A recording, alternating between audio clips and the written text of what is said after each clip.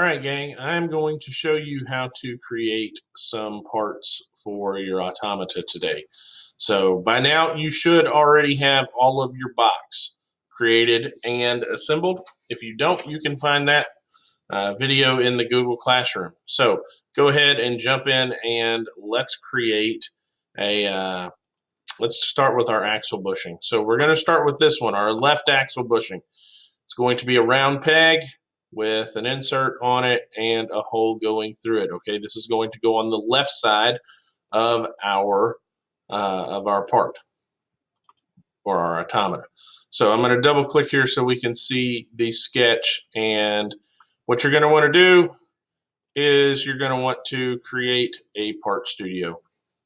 Okay, every time you create a part studio, rename the tab. So rename this, we're going to call it axle bushing left. Right? And we are going to choose the right side of our view cube because we want to orient it in the same direction that we want it to go. I'm going to click our sketch and make our plates empty or make them invisible. All right, so let's start a sketch. So we're going to grab a center point circle and we are going to make a circle, and it is going to be a 1-inch diameter circle. So type in 1 inch and finish the sketch. Green check it. All right, flip it around to isometric, and we're going to extrude this. And we're going to extrude it. We're going to do a symmetrical extrude. That's what we're going to do every time, with the exception of a few. And this is going to be 0.5 inches. All right, and I'm going to double check that real quick because I think it may actually be 0.25 inches. All right, so instead of 0.5, make it 0.25 and green check it.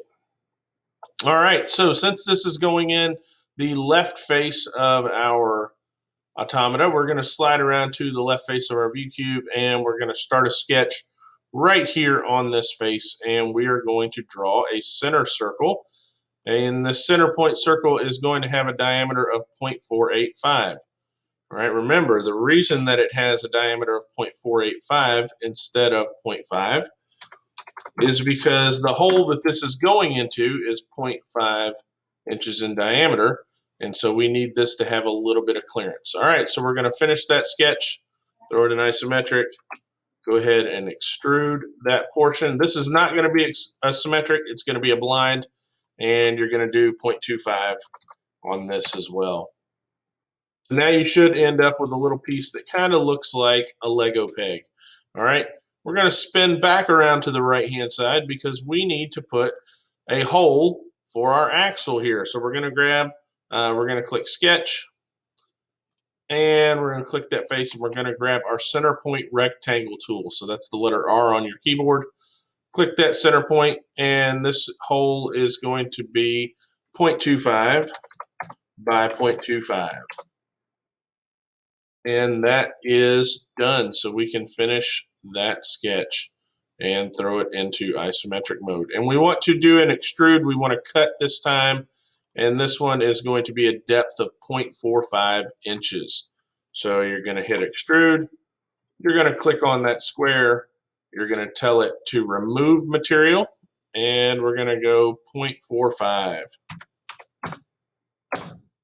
And it's not going to go all the way through our part. It's going to go into our part, but not all the way through it. That's what we want. We want our axle to have a solid stopping point. So we're going to finish that. And you are done with this part. The last thing you need to do is you need to rename it. Okay, so this is axle bushing left.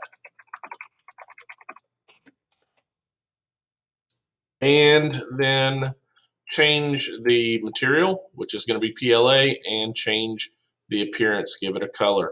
Okay, again, this down here, the reason we rename our tabs is so we can identify what we're looking at down here.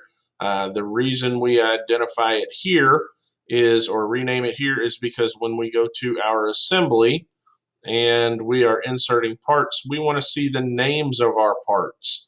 Okay, we don't want to just see pictures. All right, so that's why we're doing that.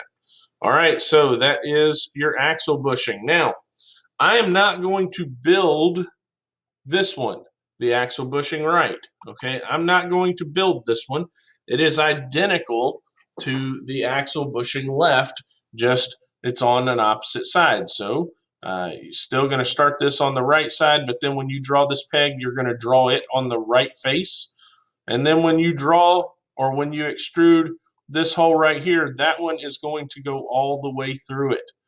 Okay, so axle bushing left, you have a solid stopping point in the back of your peg. Axle bushing right, it goes all the way through.